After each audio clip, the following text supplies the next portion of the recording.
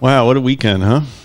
Yeah, it's not over yet. The kids are still here. They are. They don't go back till tomorrow.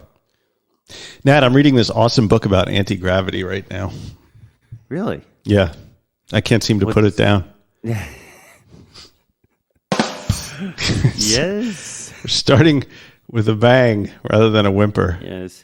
So this drunk, right? He goes to the doctor complaining of tiredness and headaches. Tiredness and headaches. I feel tired all the time. My head hurts and I'm not sleeping. What's the problem, doc? The doctor examines him thoroughly and remarks, I can't find anything wrong with you. It must be the drinking. Fair enough, replies the drunk. I'll come back when you sober up. It's a good one. It's not really. That's my favorite one yet. I don't know. Got out on the water a little bit this weekend. Did you know that you can wear a kayak as a hat? I did not know. Once you flip it upside down to put on your head, it's capsized. Okay, I'm done. Now let's get on with things. Just needed to get those out of my system. Well, I'm glad that it is out. And I'm having trouble shaking off this weekend. But yes. The good news is there's almost no good news. I don't have any good news. I'm sorry. No, the good news is we had a great weekend. Memorial Day. I wonder how everybody's Memorial Day out there was. We were discussing it on the Inner Sanctum about, what's everybody doing. And, because this is definitely one of the top drinking holidays in all of America. Oh, yeah? And you think? I mean, it's this one, 4th of July, just pretty much any holiday, which, honestly, which holiday isn't a drinking holiday? Yeah. I mean, they all are, right? It's. I think, yeah. There's not, I can't think of one. Everyone is an excuse to drink. Well, some of us had a more intimate relationship with alcohol this weekend than others of us.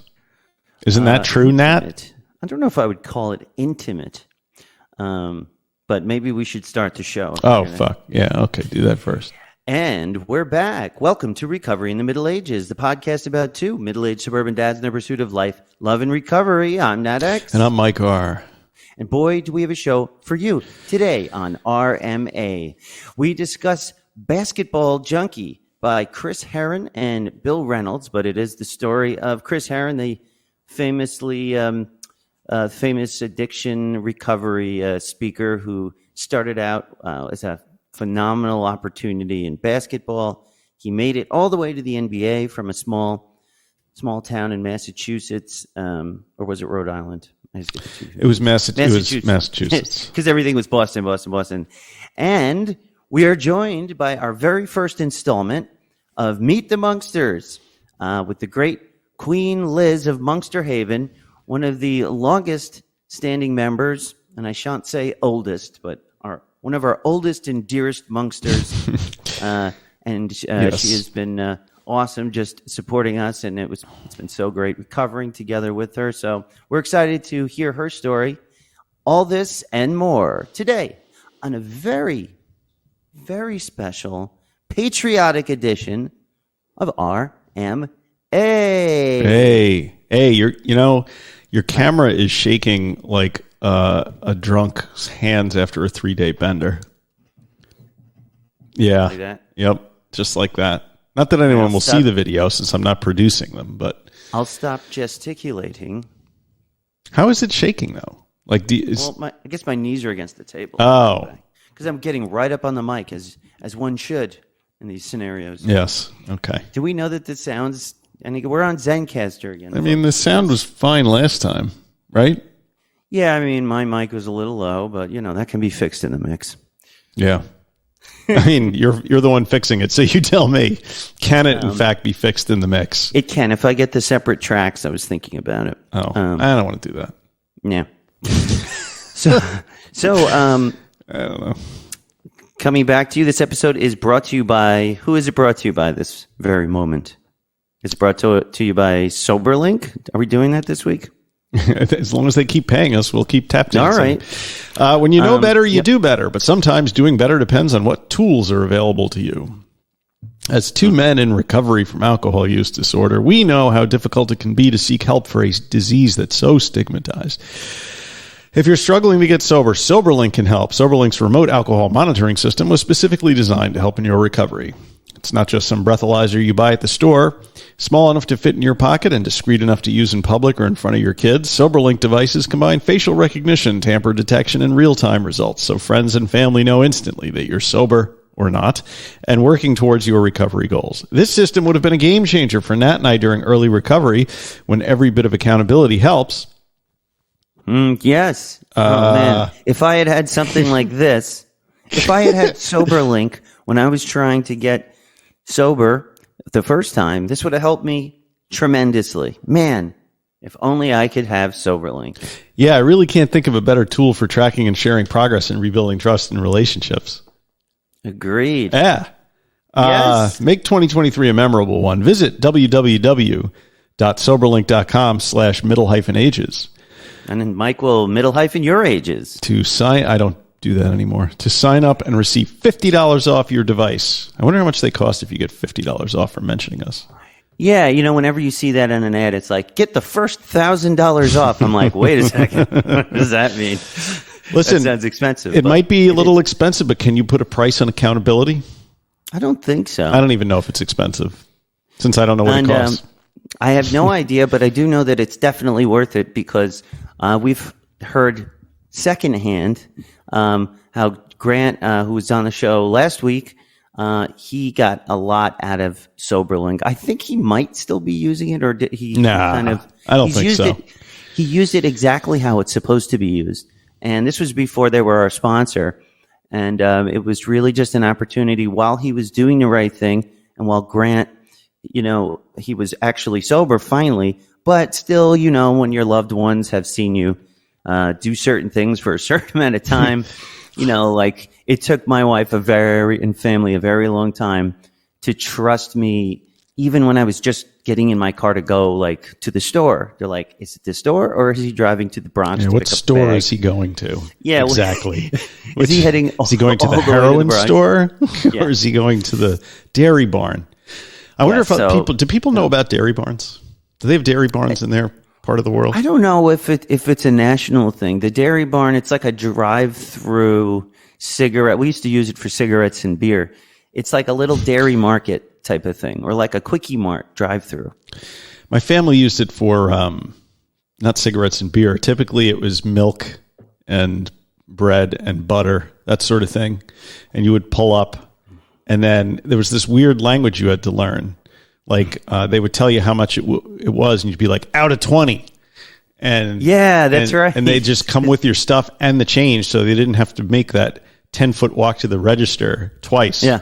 Yeah. That's right. And it wasn't like something you could go in and they had a drive-through. Just picture, and it's literally shaped like a barn and painted like one. This is their brand. Right. And it's like a covered drive-through, and there's one on each side. I never knew which side to go on. Yeah. You could go in on either side from either direction. If you're alone, you should go on the one near the driver's side window. Exactly. Right? But if you have somebody in the passenger seat, you can let them handle the transaction. I guess it stands to reason. If the person next to you is the one that you want to be paying for things, you pull around the other side. It's kind of like a gas tank. If it was beer and cigarettes, it would, and I was driving, it was always the other side. Yeah. So that's dairy barn for you. Yeah. Which we don't have. We have one. I guess there's one in Huntington. There's one in Syosset, but it's seen better days, Oh, by the way, speaking of Syosset, I was just at one of these. Where was I? I was at some barbecue yesterday, or the day before, and they brought pistachio. What was that thing? Oh, flying saucers from Carvel. So I launched into this whole spiel about it. It's so hard to get pistachio flying saucers, and I can never get it. And I went there one time, and they had. And the guy's like, he looked at me like I was crazy. What are you talking about? The freezer's full of them. That's what he said. He goes, they always have them, and And I know they don't because I look every single time. Yeah, but you go to Oyster Bay. Right. Then he revealed that the one that has it is Syosset. Yeah. So that's where we have to go for our pistachio flying saucers. I can never go to that Carvel. Do you know why? Why? No. Because we went in there, like, I don't know, it had to be like 5 or 6 years ago now. And they had some teenage like boys working there. And my wife was watching one of them just scratching his nuts before he started making ice cream for everybody. So that's it. It's over. That'll do it. Never again. That place used to be owned by my wife's, one of her best friends' family owned that Carvel all throughout Christine's growing up until about 10 years ago. Yeah. So when we always used to go there, you know, when I first started dating Christine, she'd be like, oh, let's go to Danielle's Carvel. They call her Danielle Carvel. And then so that must have been interesting. Yeah, the one on that corner right there. But that guy made a mint. Yeah. With that Carvel, it's like, that's a good business. It's a good franchise. I mean, the guy who owns it in Oyster Bay over there is like, I don't know. He's like, he's Japanese, which is an interesting. I mean, I just point that out because I don't know a lot of Japanese Carvel franchise owners. Yeah, and he's been really successful. Every time you go in, it's packed. He hires like local kids, to work there, which is nice. And they always have a tip jar with anime on it that says, "Please donate to our college fund." And one of the kids drew some kind of like weird anime thing. Yeah, it's pretty cool. But pistachio. Pistachio. You can't spell pistachio without piss. And I was just going to square the circle on Oyster Bay News by noting that our most famous citizen has put his large Center Island mansion up for sale. Billy Joel is selling his home on Center Island for a mere $44 million. $44 million? Yes. And apparently the reason was because he bought the adjoining property to put horse stables on it, but then like the town of Oyster Bay wouldn't give him a variance to keep horses there. So he's going to now take his tax money and move elsewhere. Yeah, well, that was the reason he opened up one of the reasons he opened up the motorcycle museum basically in town. Yeah. That is basically, they also wouldn't let him build like some kind of garage on his property. Like there was a certain kind of building he wanted for those motorcycles, and they denied him of that too. Can you imagine? I mean, so he's had it. He's a fucking cash cow for the town. Everybody comes here because they listen to the song Billy the Kid in the 70s. They want to see him riding his motorcycle around town, and we'll just run him out on a rail. We don't want his money. We don't care. Goodbye. That seems to be like local politics in this town. Yeah. So that's a shame. I mean, I don't see him so much anymore on his motorcycle, but before COVID, I would see him quite a bit. Yeah. Oh well. So much for that. It's the end of that. Yeah. So do we have any? Let's see. Do we have Monkster news? I think we do. I don't have the sheet though. Do you? So I have a couple of soberversaries. Thanks to Melissa, who has been compiling these so I don't forget them. There may be more than this, but this is on the latest docs. So we have Ryan Y with 1 year sober. Yay. I mean, this was a huge That's a big milestone, and we should have canned claps here. So congratulations, Ryan. It's been really cool getting to know you on Discord. And what is that? Oh, I got you. The graduation music. And Melissa K, 5 months sober on May 26th. So congratulations, Melissa. Congratulations, Melissa. Yes, and thank you for sharing on the Discord, which brings me to, I forgot to say, this episode is also brought to you by Recover in the Middle Ages Patreon, where you can get there at patreon.com/recovery in the Middle Ages. And we have like a special Discord chat, and we do some video episodes, which should be coming more soon as we get our shit together. Which means never. You're never seeing a video again. But there is a bunch that we did on there already. And, I guess, and you get free merch. So there's very special merch that you get after you're a member for 3 months. If you don't have enough coffee cups or stickers, you can join up. Anyway, what you're really doing is you're just throwing us a couple of dollars because we have to pay for bandwidth and sites and all this kind of internet shit that I don't know anything about. And this just helps us do that. And honestly, any money that we have taken in is sitting in a bank account, and we're just trying to figure out, after expenses on the podcast are paid, if we, my thinking is we should donate that to an organization that works with addicts or alcoholics or something, because, that's what we're here for. We're not here to make money off of this thing. And we never, the amount we've gone in our own pocket. This is not a money-making endeavor, but it is. It's a money-losing operation. We just like it to be a money-neutral operation. Yeah, and one of my dreams with this podcast was, to help people just by talking about it. And if it ever made money and we could put that towards, Shatterproof, which is now through Grant, we're sort of doing a lot more. I hear a lot more about Shatterproof. So maybe they're a great organization. There's always the Dopey Foundation. So maybe send us an email. Where do you guys think we should donate? There's harm reduction charities and things. So that could be something we want to donate to. So yes, join us. Patreon.com/recovery in the Middle Ages. We did talk early on about taking all the riches we were going to make from this podcast and moving tens to of dollars a compound in Australia.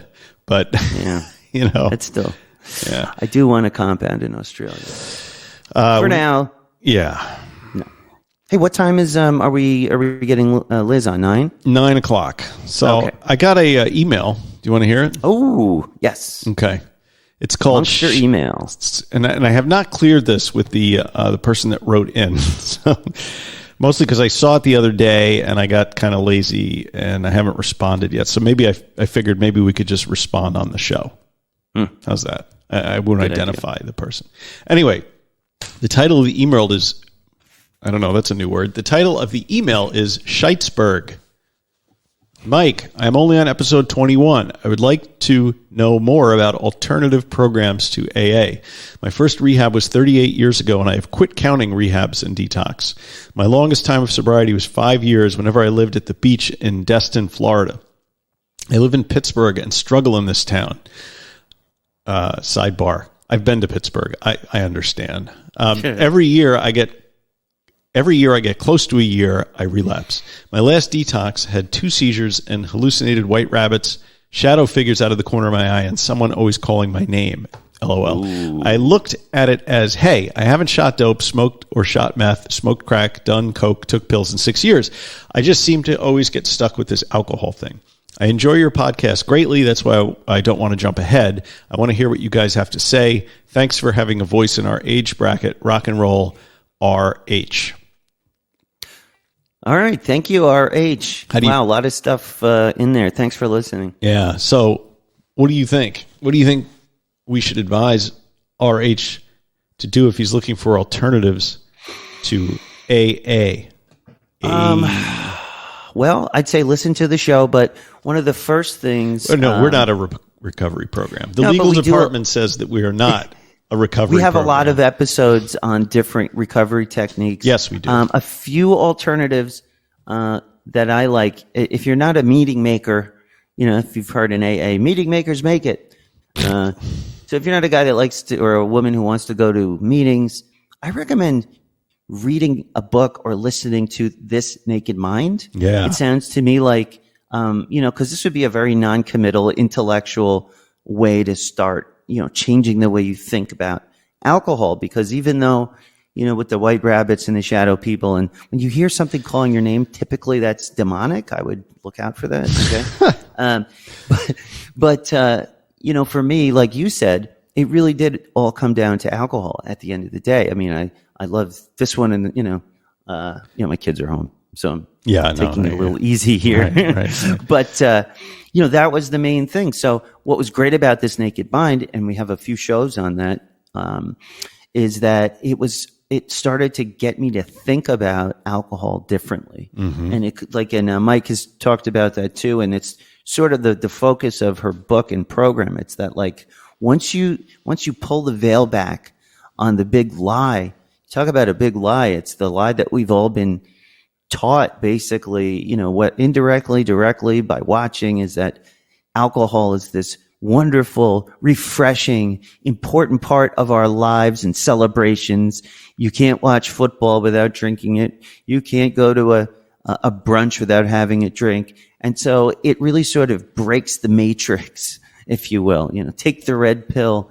And then once you see alcohol the way Annie, allows you to or points you to, you never see it the same again. And a lot of people maybe just reading that book, but obviously don't stop there. And then if you could just start there, we'll keep it simple. Start with This Naked Mind. You can listen to it and then see what happens. But keep listening to podcasts like ours. The thing about This Naked Mind is that it will bring you to the realization that the things that you think that alcohol are doing for you are not actually doing those things. Yeah. If you drink to relax, if you drink because you think it takes away problems, whatever, it does none of those things. And in fact, it exacerbates all those things. It exacerbates anxiety, it exacerbates depression. So, when I started reading that book, I remember something at the beginning of the book and some testimonials. People were like, I read this and I never wanted to drink again. And I was like, what a bunch of horseshit. Right. I've read any number of books and that have promised that. And none of them actually ended up doing that, except for This Naked Mind. When I was at the end of that book, I had the desire to stop. And it sounds like you do too, RH, based on what you're saying. But at the end, when I got to the end of that book, it changed my way of thinking. It's basically some cognitive behavioral therapy that shifts the way that you perceive the benefits and the negatives of alcohol, and you will think differently about it. So I can't recommend that enough. Nat's right. Listen to this show because you're on episode 21. We go through a whole bunch of other programs and things, and we take a look at them, from a what I think is an objective perspective. We're not overly into it, and we're not overly critical of it, except for This Naked Mind. I'm really pro that sort of cognitive behavioral therapy approach, and I think Annie Grace does a great job. If we're talking about other podcasts you could listen to, I would suggest Recovery Elevator is a good one. We had Paul Churchill on. If you could find that episode, he's the sort of the driving force behind that podcast, and that's helped a lot of people. We have a lot of people in this podcast who also listen to that one and are members of Cafe RE, which is the group of like-minded people who participate in Recovery Elevator. So, or if you want, join our Patreon, join the Discord here, and you'll find plenty of support from people that take alternative approaches. So thank you for writing. Yeah. Lots out there. So what do we got? Like 15 minutes? Why don't you tell us a little bit about your booze cruise this weekend? The booze cruise.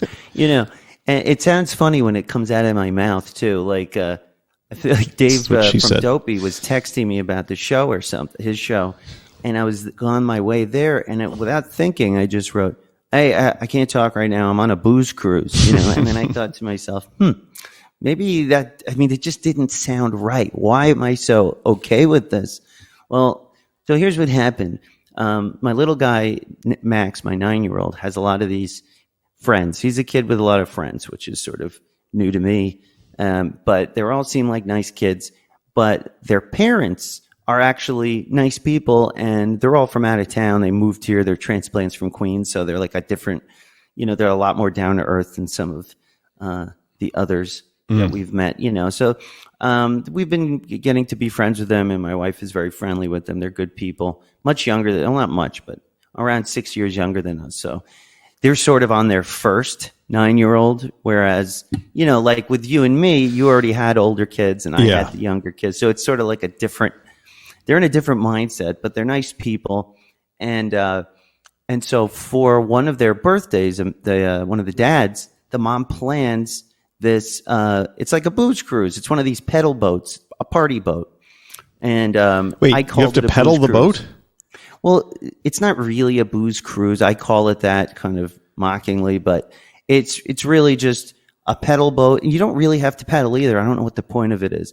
And it looks like on this boat, there are like those exercise bicycle pedals. Okay. And but there's still motors on it. It doesn't make any sense, you know. So when you first get on, they tell you, okay, everybody get in your seats and start pedaling. Nobody moves. Everyone just keeps drinking, and the boat moves anyway. But it was cool. It was like it was a surprise party. How big was this boat? I'm sorry. A booze cruise, in my recollection, is you go on the boat, there's a band, there's an open bar, you get messed up, people throw up over the side, and then a few hours later you try and find your way home. This apparently there's an exercise component to it. You show up, you sit down, and they make you pedal for your booze. Yeah, it's sort of a weird thing. I guess when I call it a booze cruise, it's a bit of hyperbole. It's really a pedal boat, party boat that they have out of Huntington. Okay. So more than likely, I mean, it's not, I mean, there was shots being passed around, drinking games. There was a hostess. And when I first realized, I'm like, I cannot get out of this one. It's important to my wife. Having a relationship with these people is important to me too. They're Max's friends' parents. They're nice people. And so I really just had to make a decision at some point. And one of the good things, the reason I am comfortable is ever since I've met them, you know, for the last few years, I've told them every single time we go out, Nat's the guy that doesn't drink. Nat can be the, like literally they all know. There's no surprise. And so it's kind of my thing. I'm the guy that doesn't drink. Yes, it's annoying. And yes, I don't love to be around lots of boozing, but I'm a big boy and I'm not tempted. That's for sure. It gives me a chance to allow my wife to have normal, quote unquote, relationships with people whose lives don't revolve around not drinking.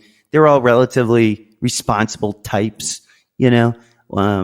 Do some of them have a drinking problem? So far they are. I don't know yet. You know, like I'm trying not to look at everything that way. And it was a very nice night.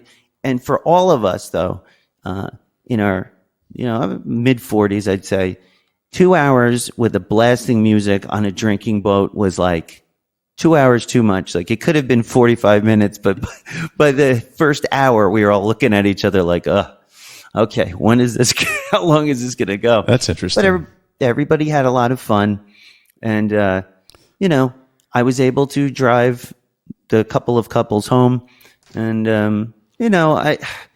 I'm glad that I was able to do it. And, at some point, I have to try and give my wife some kind of a normal life where she's not constantly trying to avoid events with alcohol, and to be honest, it doesn't really bother me. I was more annoyed that I couldn't watch wrestling that night. So it was a lot of fun. No crazy things happened. There was a lot of, I had a lot of opportunities to use my not drinking shtick. The bartender comes over, or the party lady, and she's got this roulette wheel with shot glasses on it. And you call, red or black, and she spins it. Some of them are water and some of them are shots. And she goes over to me to get it. And I said, no, I can't drink. I'm allergic. And when I drink, I break out in handcuffs. Oh, yes. That old saw. Handcuffs. Yeah. But they've never heard it. So I got a big laugh. She, moved on to the next one. And by the next time they had some kind of drinking game, she was on her little bullhorn. I mean, this was ridiculous. It was like a total bachelor party atmosphere, but not that bad. And she's just like, okay, you drink. And then she's like, pointed to me and goes, you don't drink. And she moved on to the next. And then all night long, when people were looking for drinks, I had my little, I had a cooler that I brought, and I called it the sober bar. And inside that's a good strategy. I had root beer, I had iced tea, and I had Coca-Cola. And so I had it with me. And when I saw people looking for drinks, I'd do some shtick. I'd be like, what can I get for you? I'm like, I got mug root beer, And every time they were looking for a drink, I'd overtly try and push sober drinks on them. Right. It was kind of funny, actually. It was shtick. I just turned the whole thing into shtick. Everybody had fun. Nobody got hurt.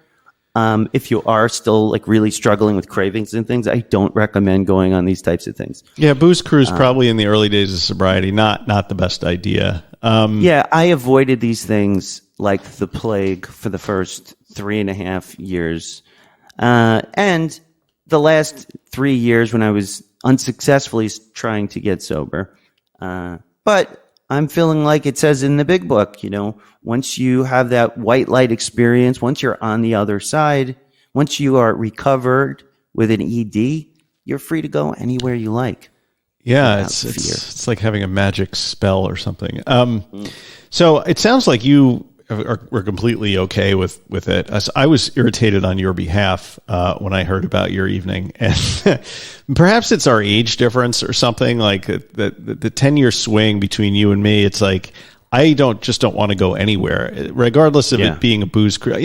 I'll go out and do stuff with my wife, who is not a booze cruiser type. In any rate, she's a classy wine at a restaurant. Yeah, well, she's more like she's more of a homebody. We both are, right? And I wasn't, of course, in my drinking days. I would have gone to that booze cruise like crazy. But I started thinking, when I heard about you going and everything, and I get like everything you said is totally legit, man. Like you do want to you guys are a little younger. You want to give your wife a good night out and stuff. It's like for me, like I look at it like, damn, like. Because I'm the sober guy, do I always want to be like the designated driver? Do I always like want to feel like I'm obligated to babysit the drinking people? And I don't know. I didn't quit drinking so I could do shit like that. You know what I mean? And maybe that's like maybe because you guys are a little younger and your wife is a little more social than me or my wife. Like that's your paradigm, and that's cool. I can't imagine doing it. It's not because I would have worry about my sobriety. I just, you know what I mean? Yeah, I can't. And I could easily go that way, and I do kind of feel that way under the skin. So it was one of those things. Like I had to kind of it wasn't that easy for me to, to go out and put that hat on. I really didn't want to, and. Well, I don't know. I just feel like I got to go to a bachelor party in weekend in a couple of weeks, and I'm like just dreading the whole thing because not that I'm worried I'm going to drink. I'm not going to.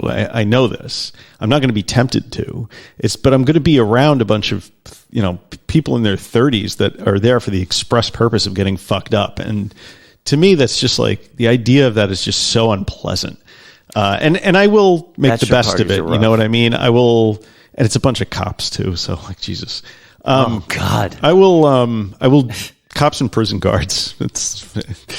Wow. I'll do it. I'll be fine with it. And Herron has sort of graciously said that for that weekend, she would just like me there Saturday into Sunday because it's actually going into Monday. So I will come back on Sunday. Whose bachelor party? It's her sister. Her sister's, and they're having a couple's bachelor party, which I think is the most ridiculous idea I have ever heard.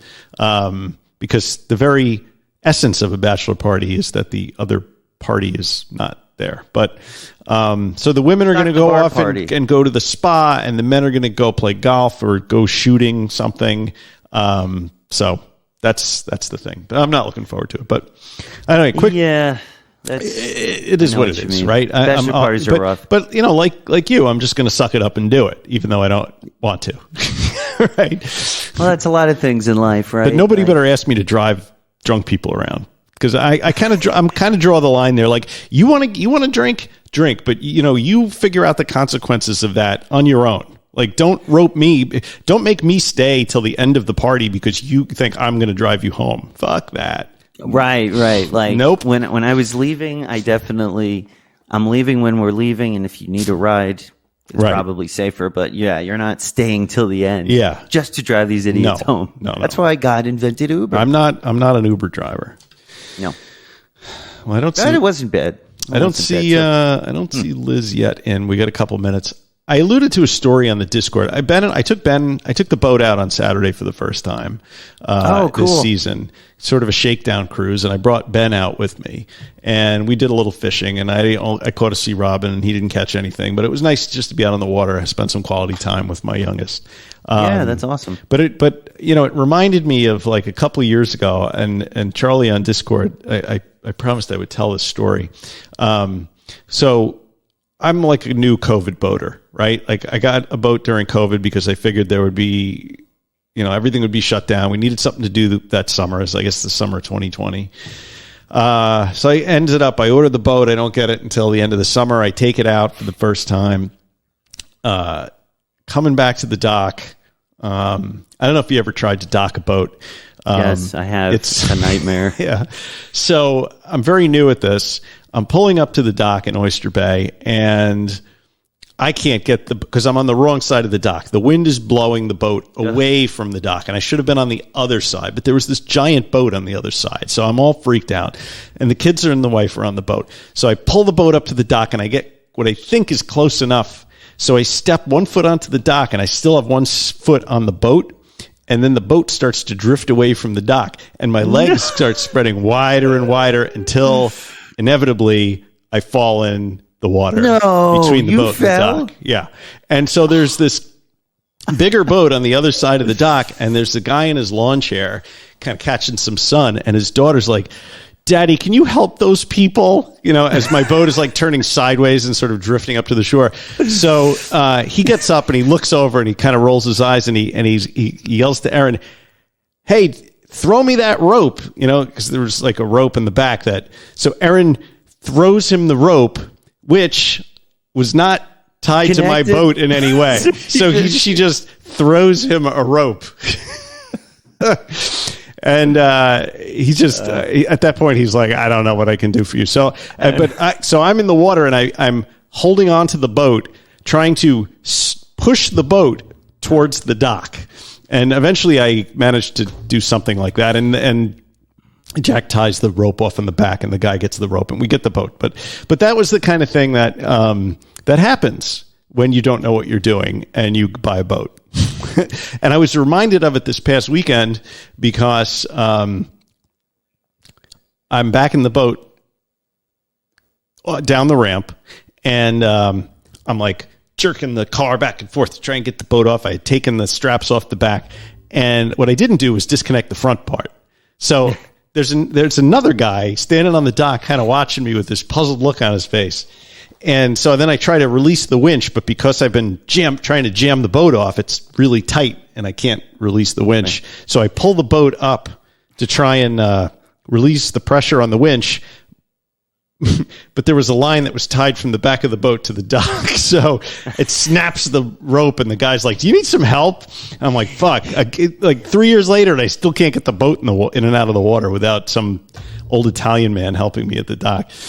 So anyway, that was the... None of this makes me want to get a boat. You know, Chris and I from the opening song to the podcast, yes, a band called Kind of Me. And so Chris and I were, I'm getting a call from work.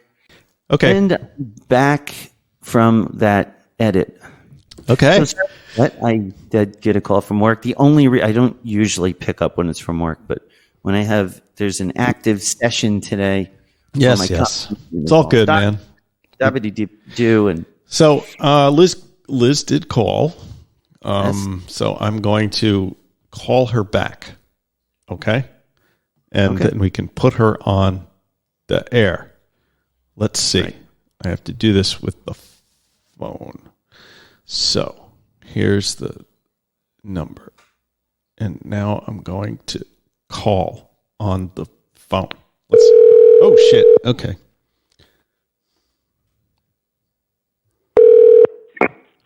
Hi. It's Liz. It's Queen Liz of Monksterhaven. It's Mike and Nat. Hi. I was all set up with my shirt and my coffee mug for the video part. It's all right. So I'm bummed. Okay. The thing is, we don't look great. We never end up releasing the video anyway because nobody watches it. So. I know. But I watch it. I wanted you guys to see me with my merch. We appreciate that. That's awesome. Are you there? Did we lose Liz? Did we lose you? Hello? I think she hung up on her. You know, did you ever do that? No, she's there. She's here. Okay, wait. Let me play the jingle. Hold on. Okay.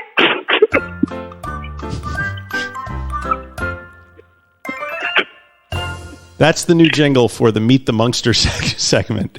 That's Meet perfect. the Monkster. Well, we need a good intro too. Like, Now it's time for Meet the Monksters with Mike and Nat. Yeah, I don't know. I didn't have much time to throw that together, so I just took that off of the free copyright free music website. So this is Queen Liz's first appearance on the show, right? That's correct. Wow, awesome! It's so great to get you on. I used to get to see you when we had our Sunday meetings, which was a lot of fun. And I pray someday we will get it together enough to have our video meetings again. The Zoom meetings were great. So thank you so much for coming on. They were good. Thank you for inviting me. We figured this new segment we would take some of our most loyal listeners and give them the opportunity to come on the show and talk a little bit about their journey and where they're at and how they found RMA and just about your life a little bit, stuff like that. So who is Queen Liz of Monksterhaven? Everyone wants to know. Okay. And you can edit anything out, right? If I say something inappropriate. We're hoping for inappropriate. That's the stuff that stays in. Yeah, okay. If you need something edited, cool. You could just let us know if you want something out. Okay.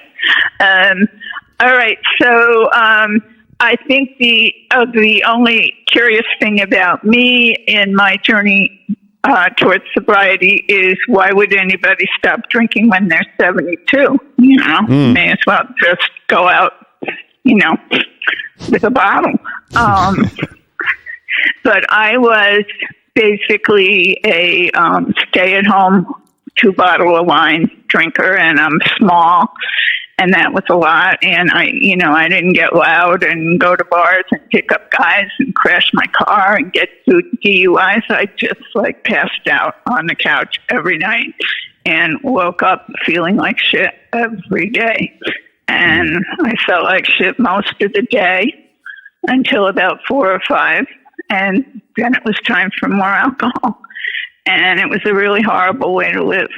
And I have a lot of health issues, and it wasn't doing those any good. And I just was just tired of feeling like awful. And many, many times, as we all have, I stopped. But then, 24 hours later, I couldn't do it. And this time, since I've been listening to you guys, this was the only time I really stopped. And I just woke up one day and I said, I can't do it anymore. And I haven't done it since. And that was almost 2.5 years ago. That's awesome. Wow. That is so hard to do.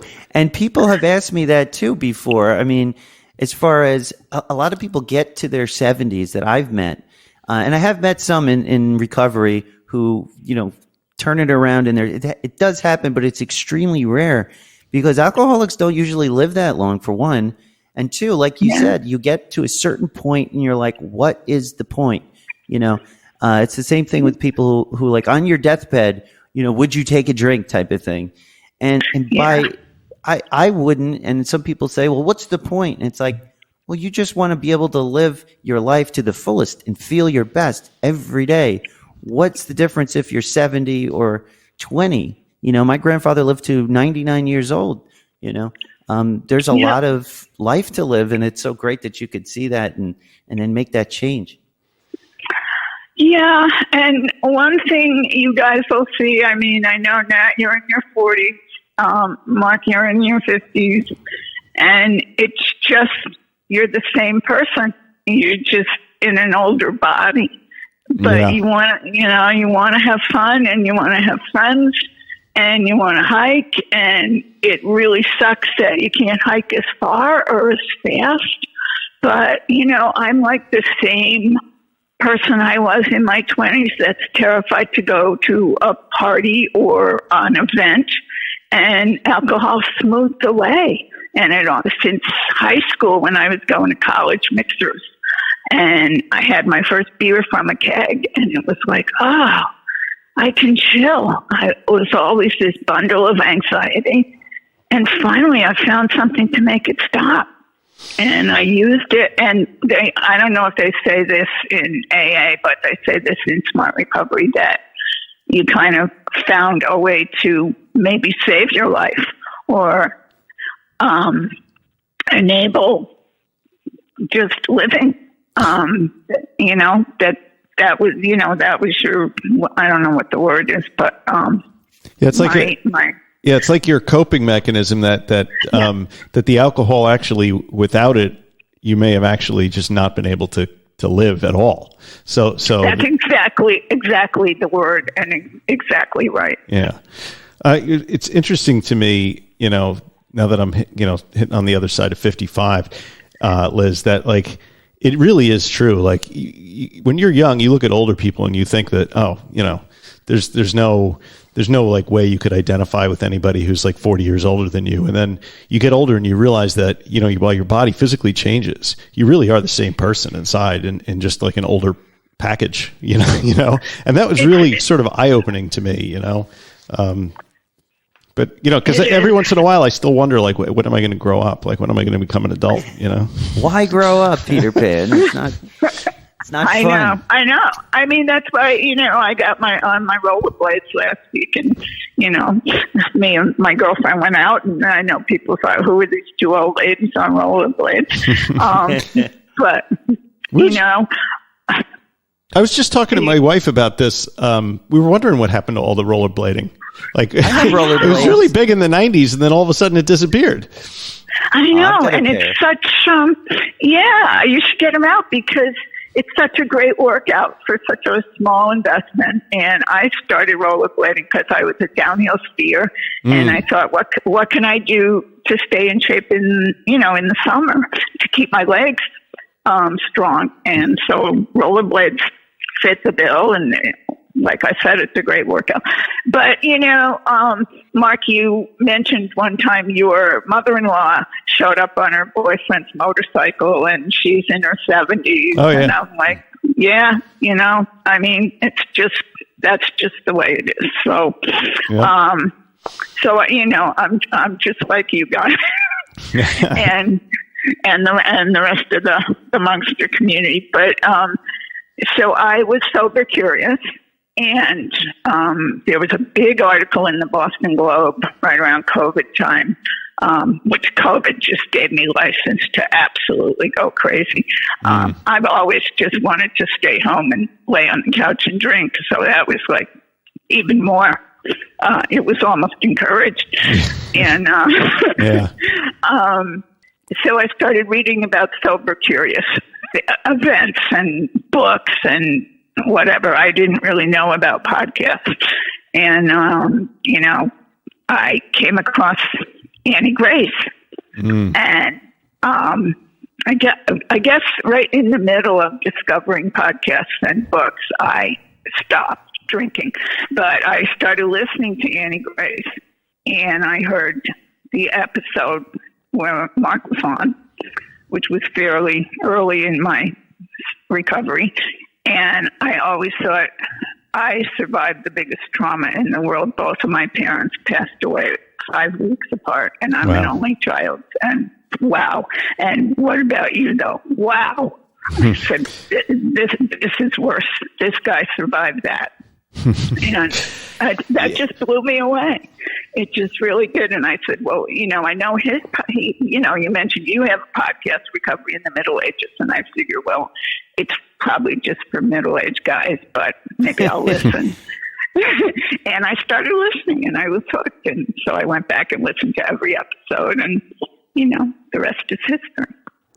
It was awfully nice. Great. It was awfully nice of Annie Grace to allow me to plug it. Frankly, well, it's funny, from the outside, like the way she sort of styled the podcast, like a life of trauma, and you really sold it. As a person just living that life of trauma, like I don't live like in the conscious day to day, like feeling that it's been a traumatic existence. There's certainly, if you live long enough, trauma happens, you will lose people that you love. And, ultimately all of life is very transitory and impermanent. And, you have to sort of roll with it. But it occasionally occurs to me when I meet people for the first time who heard about the kind of stuff I went through that, that really freaks people out, like to hear. Oh, yeah. And while I've sort of, 16 years, have gone by since my wife passed away. And, I've certainly been able to put it in a, stitch it into my timeline and stuff. But people who do hear about it for the first time get kind of freaked out by it. I noticed. But I don't know. I see, everybody's got their traumas. Some are big, some are small. Some that would seem small to some people, are big to those people, and trauma is at such at the root of a lot of, addictive behavior. And, but you weren't here's just something I was thinking about, Mike, that, talking about trauma and the loss of a loved one or your parents. That's something I stay up at night, recently, because my parents are aging. They're very healthy, but, I think about this, how will I stomach that kind of grief, that kind of trauma? But the difference is, like, in my life, my trauma, from my perspective, is self-inflicted. A lot of what I went through, like the big stuff, was self-inflicted. It's almost like, for me to cope with my seemingly less traumatic, trauma, if you will, in response to less traumatic things, I created more trauma. And so it's got to be different, like when it just kind of happens to you, right? When someone passes away, it's not really something you've done to yourself. So I don't know, like how would that change the calculation, or does it? Or does it matter? Yeah. Oh, it matters. And I wonder about you, Nat, because, it sounds like you had this nice, affluent, educated upbringing.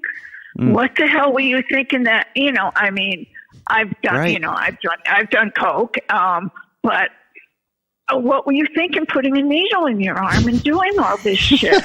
Well, I never went that far, but no needles, but still, it was just as bad. Right, but this was what we used to talk about. Shit. Like, why? Right. Yeah. So I spent a lot of the last several years trying to get to the bottom of that. I remember having these conversations with doctors and things like, something must have happened, they used to say.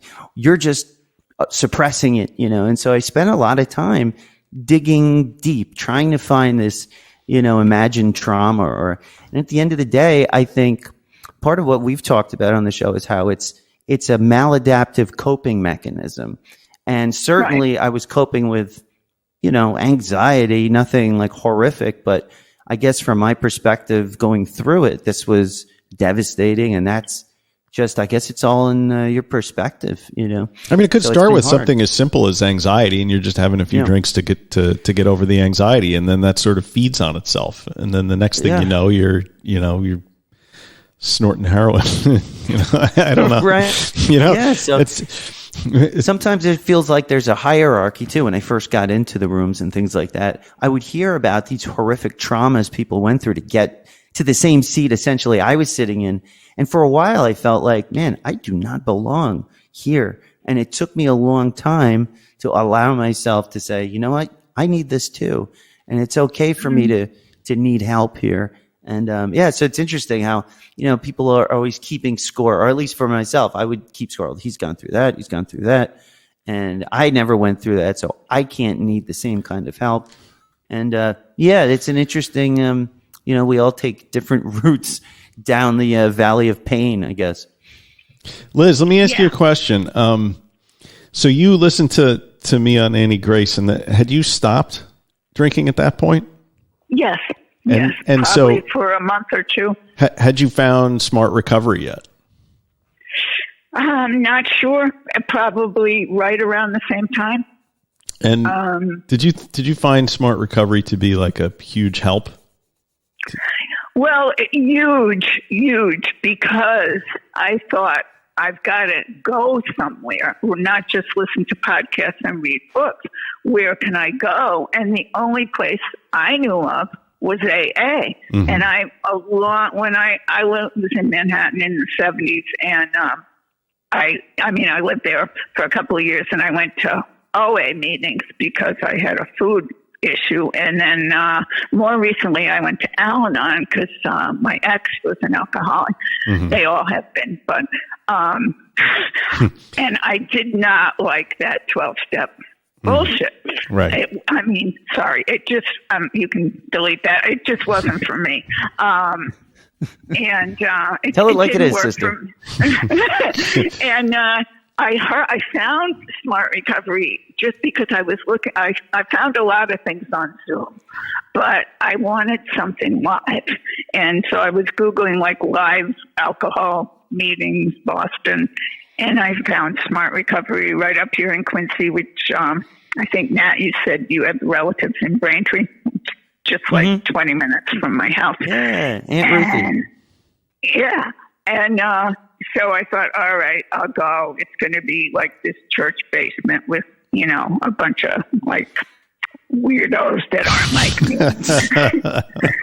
And I go in there, and there's this guy named Matt who's about my age, and he's a facilitator, and he's this awesome guy. And it's in this really nice community center that's like clean and welcoming, and it has all these other activities, you know, yoga and meditation classes and food, and, you know, it's a community center.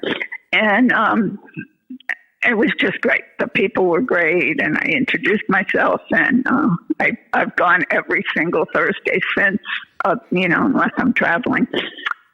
So yes, Smart Recovery has been huge, and what it stands for, I'm sure you know, is self-management in recovery training. And the self-management part is I don't need a higher power.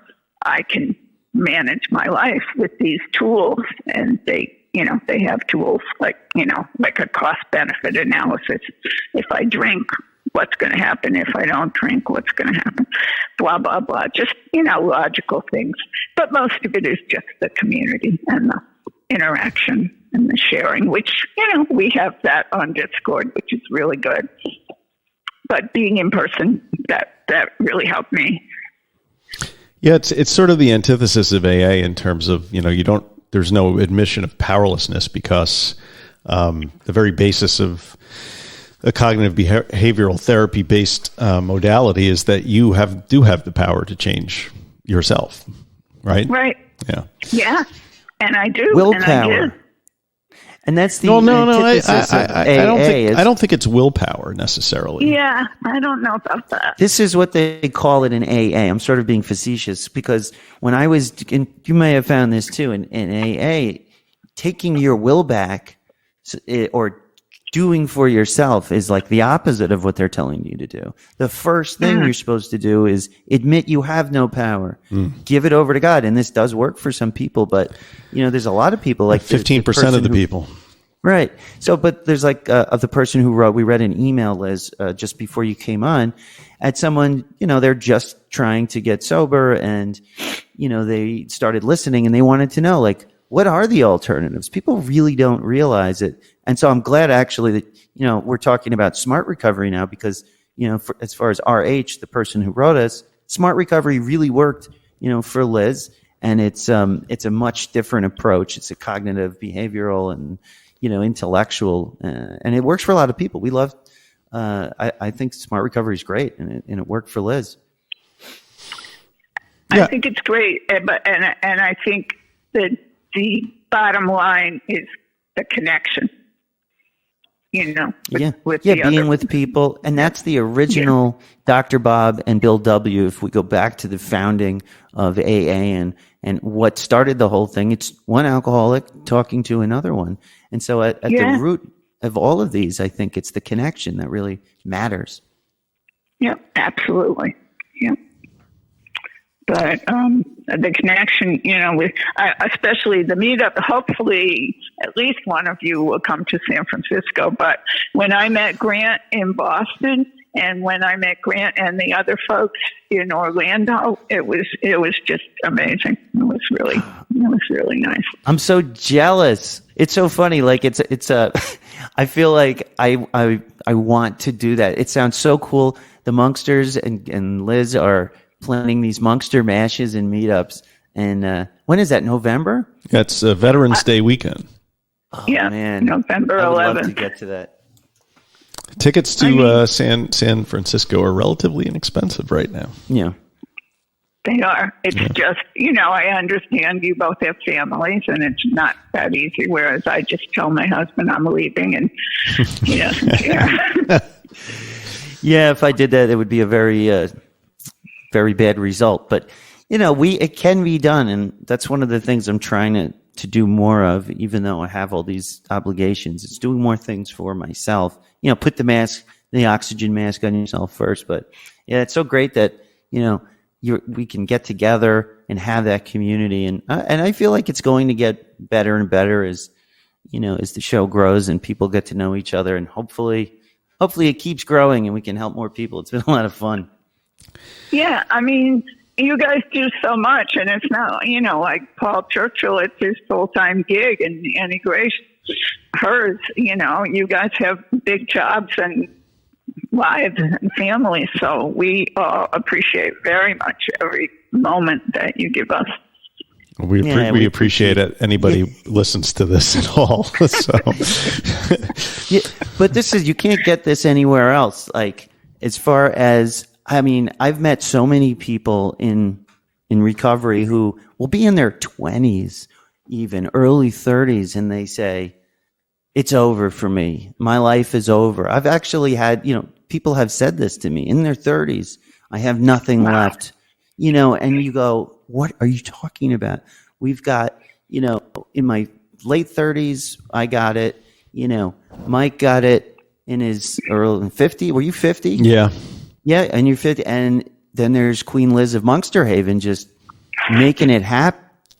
And your life is not over until it's over. Like, if I'm still breathing, there's a chance. And you're an example of that. I want to know, Liz, like, what was it about, like, that one day where you sat up and said, you know what? Enough is enough. Like, what? Because, that stuff is so ingrained. And I found that, after decades, it was really hard for me to break out of those old patterns, and add like 2+ more decades on that. Like those grooves in your psyche are so deep. Like that whole, like, what's the, that forgetfulness where once the night before wears off around 4:00, you just go at it again, and you can do that for decades, and what was it about that day that just changed your mind, or it made you change? Spiritual awakening, you might say. I white light. Definitely don't want to use that term, but when did God save you, Liz? I wish I could answer it in meaningful way. Mm-hmm. And I don't know. It was just, in addition to the hangovers, it was waking up at 3:00 and laying for hours and hours and hours. And that, contributed even more to the feeling like shit in the morning. And it was not like a beautiful day. It was February 2nd. It was Groundhog Day. I went on this little hike with my friend Christine, who I've talked to multiple times about drinking. And, she has an issue as well, not to the degree I did. And I said, you know what? We were out in the woods and I said, this is it. I can't do it anymore. And she said, okay, good, skeptically. And then I remember like a few days later, she said, have you had a drink yet? And I said, no. How many days has it been? 3. And then maybe the following week, 10. And then like a week later, she said, oh, my husband wants to know, have you started drinking again? No, I haven't. And then she stopped asking. And I kind of couldn't believe it myself, Yeah. But 5:00 would come and I would just, in my sparkling water or my kombucha or whatever, and I just, physically I started feeling better right away. And probably in retrospect, I maybe even checked with my doctor because they keep saying how, the withdrawal can kill you. But it didn't. I didn't really have any physical effects. So That's I don't know. That's a miracle. maybe it was higher power and I just didn't know it. But, I knew we'd find God in here somewhere. I like to ask that question about like, what was it? Because I can't figure it out either. Like in, my own situation. Like I know I had a really bad Saturday night in a cabin in upstate New York. And then like a million times before that, I was like, enough, except this time enough was enough. You know what I mean? Like it stuck. And I don't know why it stuck this time. You were sick and tired, if you'll pardon it, of being sick and tired. Yeah. Which is what they say all the time. That's another thing. But it's true. Like if you're lucky enough to be able to finally have had enough, because how many last drinks have so many of us had? Yeah. This is it. Never again. But when you finally do it, it's you're living the positive effects. You can do more. Like for me, all of a sudden I don't have asthma anymore. Why is that? I mean, my asthma was so bad. I had a nebulizer every day, nearly passing out from asthma attacks. I mean, this was only 6 years ago. And it's not like I got younger. I didn't go back in time. My body healed. Yep. I stopped pouring poison into it. And you see the effects for sure. How do you? I didn't know that about the asthma. That's wow. Yeah, that was bad. Sometimes I think back on it and I'm like, I still have a prescribed rescue inhaler sitting in the drawer of my bathroom just in case, because I used to wake up and, I was in big trouble when I would have those attacks. But it's gone, Wow. So Liz, what do you say to people who are, in their 70s who are like, why should I do this now? Is it worth it? How do you answer that? Wow, that's a good question. Nobody's ever asked me that. I don't know. I guess if it's worth it to you, then it's worth it. Yeah. If you can continue on, some people don't have hangovers. If you're in your 70s and you think that maybe you want to stop drinking, think about what your life would be if you continue to drink, and if it's worth it, then there's your answer. I don't know. It's really interesting because there was this big article in the Times a couple of months ago. It was on this Jimmy Buffett based retirement community in Florida, and the whole thing is structured around like drinking all day. People in their 60s, 70s, 80s. And I guess the people who survive long enough to consider moving into a retirement community and just drinking all day, maybe they're like the genetic freaks that can just get away with it, and that's fine. But to me, that seems like such a diminished way of like living out the rest of your life, is like just buying a golf cart and driving to Margaritaville every day. I don't know. I just couldn't live like that, I know. Yeah, it does seem kind of bizarre, and I know there are a lot of retirement communities in Florida, and I think even just in addition to Margaritaville, I think even if they don't have the name, I think there's a lot of alcohol involved. It's everywhere. It's on cruises. God. Cruises is the worst. Cruises, and then there's all the mommies at the softball games with their sippy cups. It's just so obsequious. Is that the word? I don't know, but it's everywhere. Are there a lot of people in your social circle that you associate with that are still drinking? Just about everyone. Just about everyone, and about 20 years ago, this gal started a bike group, bikes, not motorcycles. And we would all, go on bike rides and travel together, and we became friends. And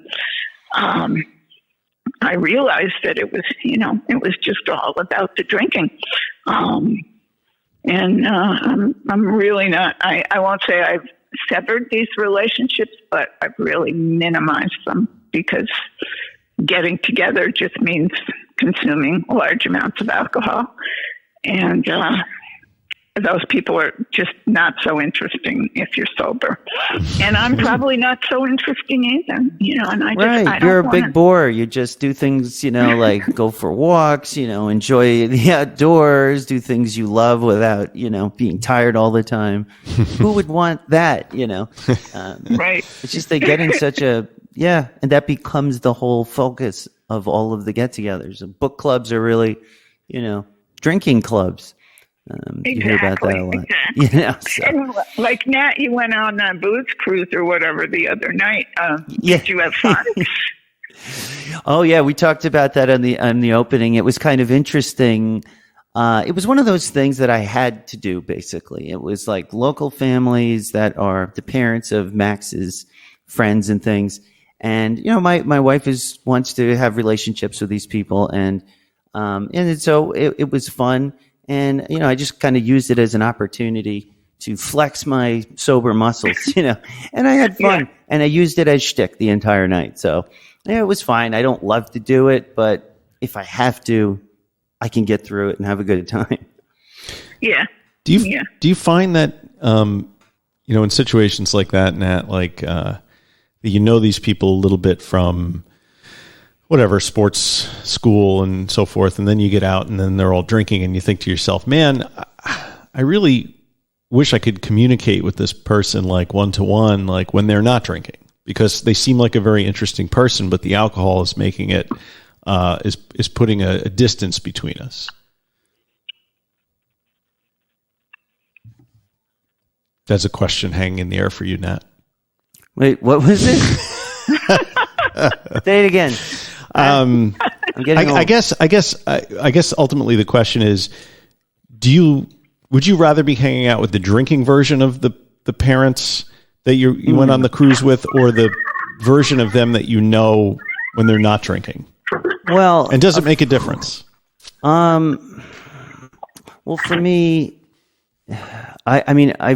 I would rather be around them, the way I normally would see them. Yeah, for sure. But I also know that it's something that they seem to enjoy doing. And being the operative word. Yeah, it's not up to me what will make them have a good time. And so just like we do, it's like meeting them where they're at and just trying to see the person for who they are and trying not to judge them on some of their behavior that maybe it's not okay with me, but they're still good people. It's when you have someone who turns into the Jekyll and Hyde drinkers, and so luckily there weren't any of those at it last night. And, I just try and go with the flow in these situations, try not to leave too big of a footprint. I don't take over that. I kind of sit back and try and just let the fun happen and not be a killjoy, and just make sure that we get home safe. You mean you're not telling the people, what are you doing? You're killing yourself. No, I don't do that. Because some people would do that. Yeah. Can't do but that's no fun. So, it's not my preference, but I'm trying to go with the flow a little bit. But in any case. I really admire you for that. I find that I don't enjoy these gatherings with these inebriated people, and I don't say anything, but maybe I just either don't go or I leave early. That's where I'm at. I think that's right. I'm on that team. Perhaps I don't. I have to. I just popped into the car. I hope you don't mind. I have to be at the gym at 10. No, we're good. I think we're going to be wrapped. I think we're going to. Yep, I can hear you. I think we're going to wrap it up because we gotta get on to that book review that we're going to do. Yes, we've got a big book review. But I had the wrong setting. I just missed the last thing you said. But you got to go. You got to go too. Yeah, we're gonna wrap up this segment of the show, and we appreciate you coming on, Liz, always. And I for one hope to see you in San Francisco in the fall. I'm going to make a concerted effort to get out there. Yes. I hope you get to Boston too. You've got to come to Boston on business. One or both of you, right? Yeah, I'll probably be up there at some point. I think I'm going to take my son up there to look at a college or two within the next few months, so I will reach out. Okay, yeah. Even if you're son, I don't expect you to, spend a lot of time, but I would just pop over to wherever you are just for a quick cup of coffee. Sounds great. I would really enjoy that. I would love it. And can I just say one more thing in addition to thank you so much and all that, and I just love the podcast and appreciate you guys. But since I've been sober, the one big change is I'm not going to take people saying or doing mean things to me. It's just such a huge change, and I don't know how you guys feel about this, but I'm just I just lashed out at one of my oldest friends yesterday about her behavior, and I just feel my husband said, well, she's not going to change. And I don't care. I'm not going to be treated like that. I'm not going to be talked to like that. I'm not going to be questioned. Anyway, just had to say that. No, that's huge, Liz, and a great statement from Queen Liz of Monksterhaven. Boundaries. Boundaries are huge. So much, Liz. Thank you guys so much. I look forward to seeing you on the Discord. Yes, absolutely. All right, thanks, Liz. Enjoy the rest of your day. You too. Bye. Bye. Bye.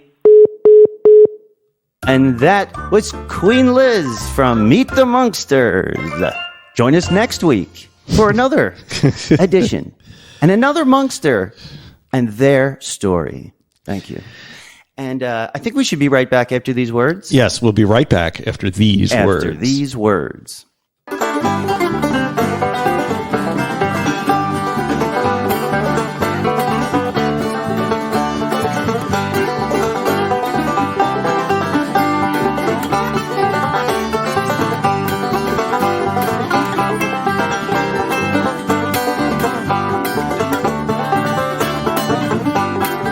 And we're back.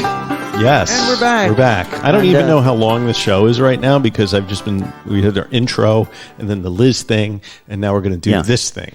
And it's going to be a monster, I think. But you know what? If we did this? What if we did this? Because I am sort of, and actually along the lines of, Queen Liz, if you listened before and hopefully you didn't skip to the middle of the show. Thank you so much, Queen Liz. She's just a testament to the RMA lifestyle. And is this like Goop? Do we need to sell vagina candles now? Well, but you know what made me a little sad from her from the discussion was she said at first we sort of assumed that we were just like a middle-aged guys, I don't know, no women allowed, and it was just a locker room sort of thing. Yeah, that is not what we were going for, and thankfully, partially being on Any Grace has gotten our show out to people who are not middle-aged men watching football. There's many great women, moms, grandmoms, and just amazing women out there that do listen to the show, and they're not all middle-aged men. So really, being middle-aged is a state of mind, and I'm going to be middle-aged till the day I die. It's a good place to be. You really start to lock into your life after 40, I find. Anyway, speaking of middle-aged men watching football, why did you make me read this horrible, horrible book? I'm sorry. Well, okay. This was one of those things. Everybody. First of all, let me stop and say this. What? I've never heard of Chris Herren, but what? How's that possible? The book is not horrible. The fact that I had to read so much about basketball is horrible because I hate basketball. And this whole book was basketball. Well, except for the small part at the end where he was doing drugs. It's not small. The whole time, what I liked about it is, and I'm not a big basketball fan, but I found it to be. So Chris Herren, before I go on about that, yes. I know him as a speaker who goes around the country. He's like a pseudo former, sports athlete, celebrity who ruins his life with drugs, and he's doing a lot of good. Even though he basically tanked what could have been the most amazing career, out there. I mean, it already is playing basketball. Playing basketball, yes. Yeah. And the book is Basketball Junkie, by the way. Basketball Junkie by Chris Herren and Bill Reynolds. Yes. And it's really the story of a blue-collar kid growing up in Boston. Fall River. Which is significant because apparently the town of Fall River is known far and wide for its high school basketball team. Yes. Well, but, how exciting.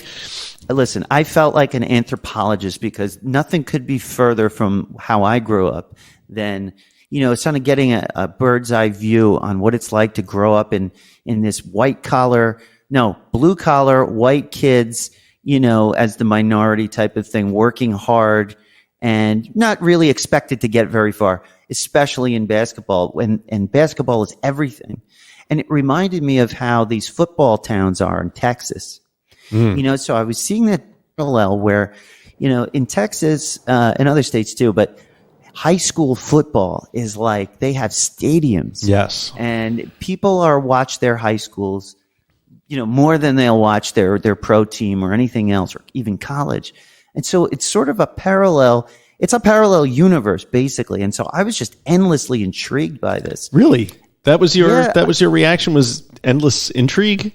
Well, nothing could be more alien to me. I'm not tall, nor am I a basketball player. I didn't grow up in a very blue collar neighborhood, and I never, scraping to get by and having alcoholic parents. I mean, he was the quintessential, underprivileged. I'd say he was underprivileged to a point, and in a town where nobody expected him to succeed, basically at anything. Well, okay, except that this town, it's an old mill town, right? An hour outside of Boston. And their high school basketball team was from the 1930s, was known for being the best in the state, if not in the country, right? And it was their tradition. It was what they lived and breathed. So this kid, right? He's good at throwing the ball into the hoop. And his brother previously was also good at throwing the ball into the hoop. So he does really well in high school, and then there's this author comes and he writes a book about the town of Fall River and its basketball program. And this book becomes wildly popular among people who read books about basketball programs in small towns. I guess there's a bunch of those people out there because all of a sudden his high school career becomes the subject of intense scrutiny from the world at large, as well as Boston media, local media, right? So there's a lot of pressure on this kid to achieve. And he's sort of a lackadaisical student. He sort of makes his, wanders his way through high school, never getting good grades or anything, not really caring about that.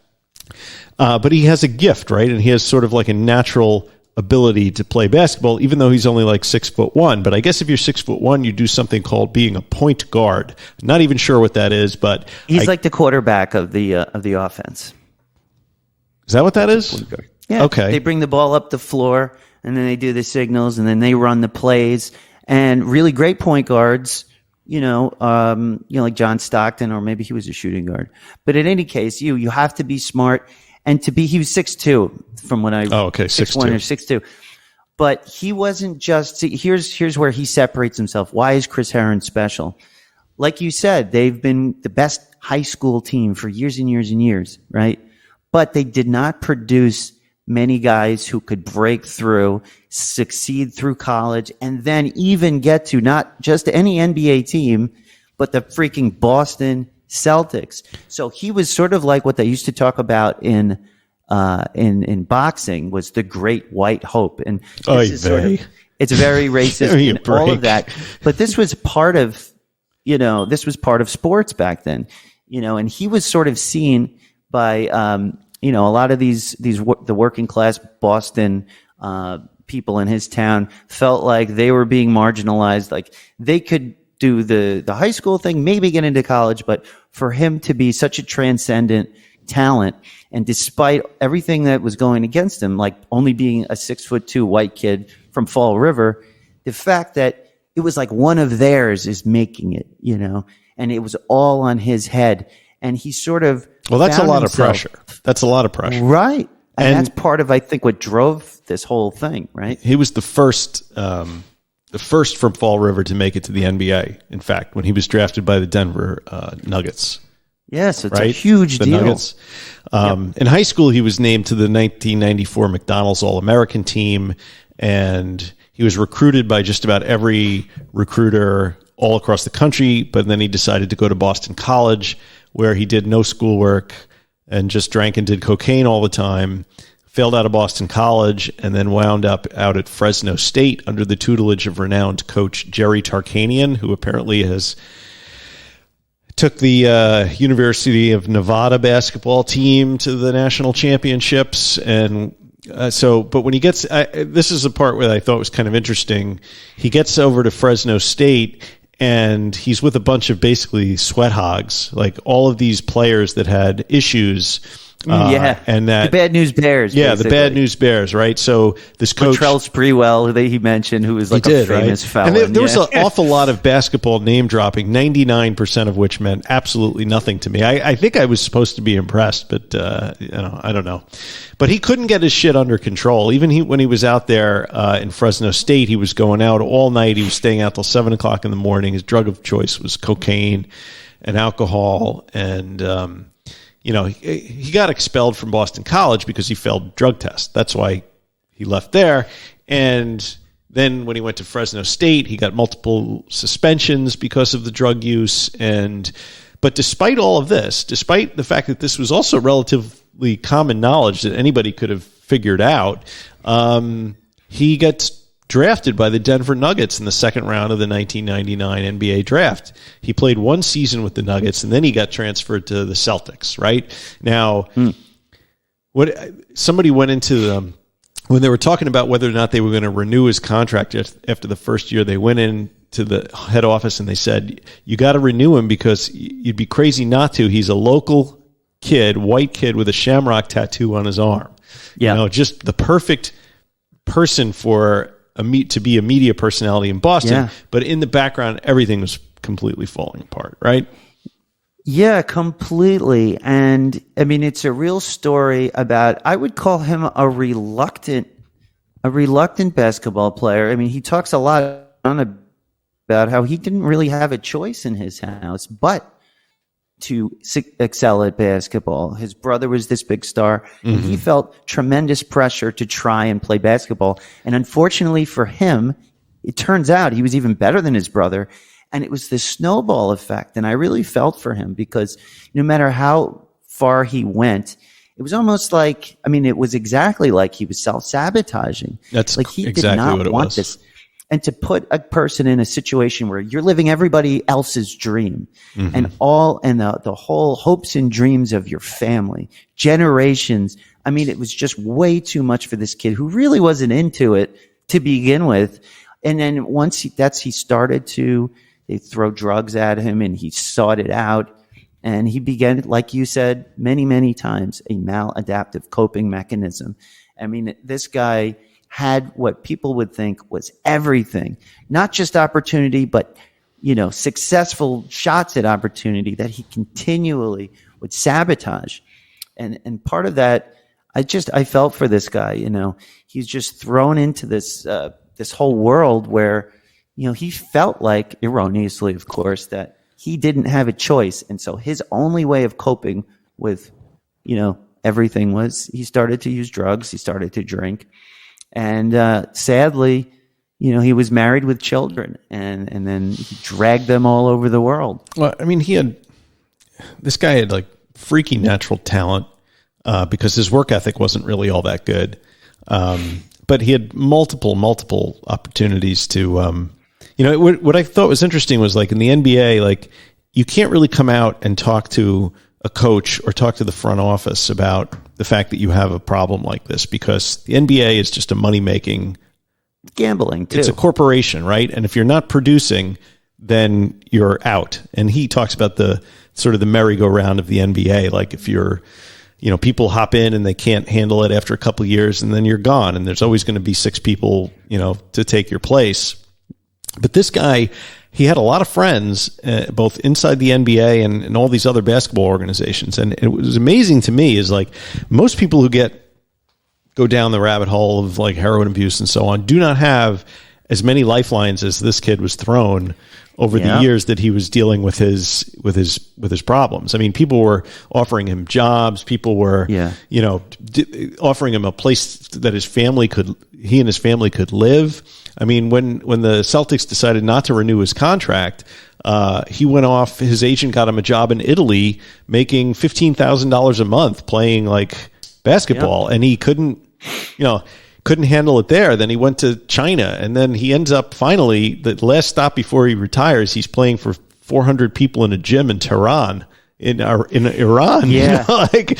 Yet somehow all across the world he managed to find drugs in every city, like China, Tehran, like where. You didn't like those stories? I mean, I thought those stories were really interesting because they were not mostly about basketball. Well, yeah, and I've read a few of these books where the guy, for some reason, ends up in a far-flung, and there's something about those stories where the person is in a country where they this was in Scar Tissue too with Anthony Kiedis. Anytime you have rock star books, what do these heroin addicts do when they're on tour? And it kind of put me in that you have to find it, you have to look for the signals, and they're putting themselves in these dangerous situations where he's in a cab in Tehran, and how do you find the guy with the drugs in those situations? You don't speak the language, you don't know the culture, you're a stranger in a strange land, but you've got one thing that has to happen every single day. You've got to feed that monster. And so just to see, and he writes about it, I love the way he describes it. It really took me there.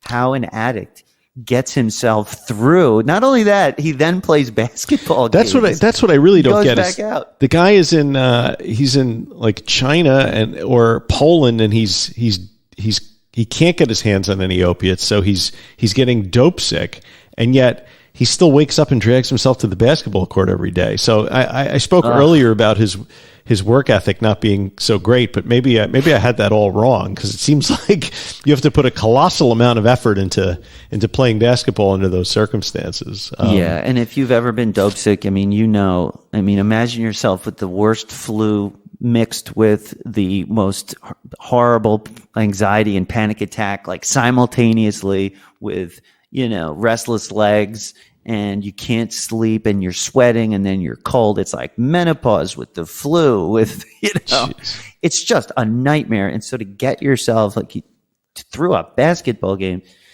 would be a Herculean effort. And it's just, and he just keeps doing damage. And he put himself through some shit of all these. Trauma he didn't need to. He did have, traumatic, you could say, childhood. Yeah, his father drank too much. His parents fought a lot. It seems fairly pedestrian trauma. But you know what? I think really that the trauma that this kid experienced, it wasn't so much his home life. It was like all that pressure, all those expectations. If you're a young athlete living in a community like that, he was seen as a future star from the time he was 15 years old. So, think of the scrutiny he was under from local community press, the national audience. Every time he fucked up, it was on the front story of ESPN. Yeah, they were when he would try and make a comeback, the crowds, even when it was just rumors, they would, because his name is Herron. Yeah. So they would call heroin, right. They're cheering heroin, and they would and he talks about how that it drove him in some senses, and it also destroyed him, that he was constantly getting this negative feedback. Yeah. And it just wears on you. And it reminded me of all of the child star stories that we hear. These little kids, they have too much pressure. They get drugs way too easily.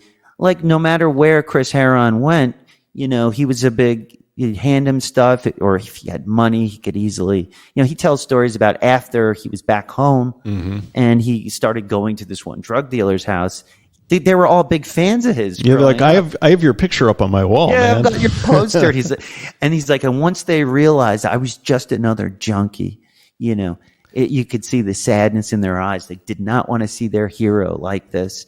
And I guess this story would be as horrible and unbearable as you say it is, had he not turned his life into what it is today. And I think what he is today and what he's done with it sort of it puts a shade of pink, you might say, a pink cloud over the whole thing, because you know that all of this was just his origin story, and he does a lot of good.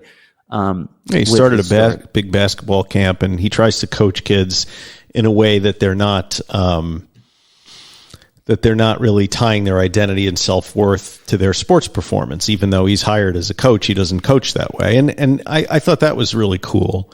But I think, to me, like, the big takeaways from this, are a couple. It's like, one, the amount of pressure you put on kids at such a young age is bound to result in problems later on. Two, like, the business side of professional sports prioritizes, winning and making money over the well-being of athletes, right? I mean, big time. You don't want to damage. How many times do they let it slide? Yeah. Because, you don't want to damage like a reputation of the team or and that discourages them from seeking any kind of help. And maybe if he had been able to reach out and get some help earlier on in his career, he wouldn't have ended, playing in Tehran at age 32, and that's the end of your career.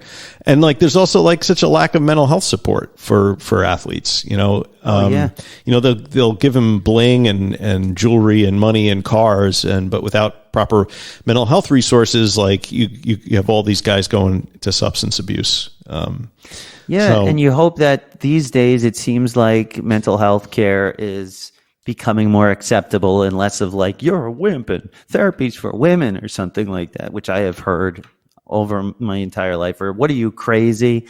And turned into more, hopefully it's starting to become something like, you go get your physical every year, you go see you should see your psychologist or your therapist, every couple of weeks, maybe, just as before you have a crisis, right? Just to live better. So, and then at the end of the book, it all comes full circle, like a proper hero's journey, which I always love to refer to ad nauseum. But he makes the return back. I mean, this follows the whole story arc of the hero's journey. He goes through the dark night of the soul. There's mentors, and then he comes back to his high school gym with his son. Right. And he brings him to Boston, the Boston Celtics, and they treat him like, and he gets to come home to be a changed person, and his son to see, who he really is. And even though he wasn't a Hall of Fame NBA player, what he has done with his life means so much more to so many more people. So that's what I liked about the book. Yeah. I mean, aside from basketball parts, it was good. No, I don't know. I just, I couldn't get into all that because I don't get that world. I don't understand it, but the overarching themes are pretty much consistent with other, professions that, will push you into using drugs as a way of coping with the stress and all that kind of stuff. I always think, like, what would I have done in the same scenario? I always try and put myself in those shoes, and I don't think much of how I would have handled that. But I mean, today maybe, but it's very difficult. So I don't know. I recommend. I don't know if I recommend listening to it. The guy's got a thick Boston accent, and it drove. I was trying to figure out if that was a fake crazy accent or a real accent. Yeah. Because if it was fake, that guy deserves an Academy Award for keeping it up over 6 hours. That's all I have to say. But it's not narrated. It's not narrated by the author, right? That's not Chris Herren. No, that's an actor. It's just somebody that they went out and found somebody with a Boston accent to do it. Okay. He did it. And it's funny because Chris Herren, he goes around the country speaking at schools and in events, and just, 6 months ago, he was appearing at where my wife works, at her elementary school, coming to do assemblies. Really?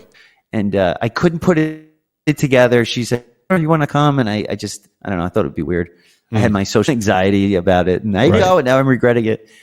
There's an interview with him on Dopey from, a year ago or something, if you want to hear. Oh, interesting. Him talk about it. Yeah, it's interesting. And it's called Basketball Junkie. And it has a happy ending. So I just ruined it for you. All right. So go read it, I guess, or listen to it. Read it. Love it. Tell us what you think. Write us at middleagesrecovery.com. And let us know what you think of that book. And I don't know. I liked it. Cool. It had everything I wanted. All right, I got a good RITN story. Do you want to head there for a minute? Quick minute? We should. Recovery in the news. Yeah, all right. Recovery in the news. Recovery in the news. Recovery. Can you hear it? Recovery in the news. Motherfucker. Really? God, it's blasted I can hear it through a my little headphones. That's so weird. Yeah. Maybe Okay. it's bleeding onto the mic. I'm probably off time or something. Is a little off. Recovery in the news. So this week's Recovery in the News is a pretty engaging story from the Somerset Insider. You familiar with the Somerset Insider? Somerset Insider. I am now. No. Anyway, let's just call this one a Recovery in the News and a Week in Weird mashup. Wow. Crazy. Okay. A local woman is the talk of the town after an outrageous claim she recently made. Sierra Munson, 24 of Somerset, said she was impregnated by Bigfoot while on a camping trip a few months ago. It's the only logical explanation, says Munson, a longtime employee at Dairy Queen in Somerset. My husband is sterile, so we thought we couldn't have kids. Now I'm pregnant, and the only way this could happen is if Sasquatch was the daddy. That's a very good point. She's not wrong. Sierra's husband is fully supporting his wife, even though her story sounds a bit far-fetched. She was on a camping trip with her girlfriends a while back, says Harold Munson, 53 of Somerset. She said that Bigfoot snuck into her tent and had his way with her. I believe my wife. We've been married for a long time, and she's never lied to me. What? I hate it when that happens, though, to be honest. Experts in the scientific community have been quick to voice their skepticism. Dr. Alan, You're responding to this? Dr. Alan Furman, a renowned geneticist at the prestigious Yabez Community College, remarked, from a biological standpoint, the likelihood of interspecies breeding is virtually non-existent. While Bigfoot sightings remain an intriguing mystery, we must rely on factual evidence, not personal anecdotes. I think it's hilarious that a scientist or a professional of any kind had to respond to this. Like, is it a reporter? Like, what do you think of this, doctor? And I mean, that should ruin his career, right there. Meanwhile, Harold Munson says that he looks forward to confronting Bigfoot one day soon to give him a piece of his mind. I've got some strong words for Sasquatch, warns Harold. He won't like hearing what I have to say, that's for sure. Yeehaw! This is a developing story. Yes. Well, stick with Recovery in the News for all the latest updates on Bigfoot's romances around the country. Yeah. Recovery in the News. So, sorry, it was too good. I love it. I love it. And it was kind of like Week in Weird meets Recovery in the News. We're covering all our bases. It's a mashup. A Monkster mash. Well, that about does it for today, doesn't it? It really does. It does. I know I had a great time. Did you? It was great. Thank you so much for listening. Visit us at middleagesrecovery.com, Podbean, Apple Podcasts, Facebook, Instagram, Spotify, YouTube, and Twitter. So tweet us at Twat You Twit. Support your favorite show. That's us. Drop a 5-star review. We will read the review, guys. You want to hear your amazing review on the air? We will read it. Join our Facebook group. We love to meet new Monksters and share your recovery journeys together. It's completely free. You just have to, ask to join, and one of our fantastic moderators will review your application and maybe let you in. The first step to joining is asking to join. Asking. You must ask. T-shirts are coming soon. And don't forget the patreon.com/recovery in the Middle Ages for a higher level of fun, support, excitement, discussion, recovery. Patreon.com/recovery in the Middle Ages. And finally, the best way to help the show is to share it with a friend. If you get something out of our little show, please share the love and help grow the RMA movement.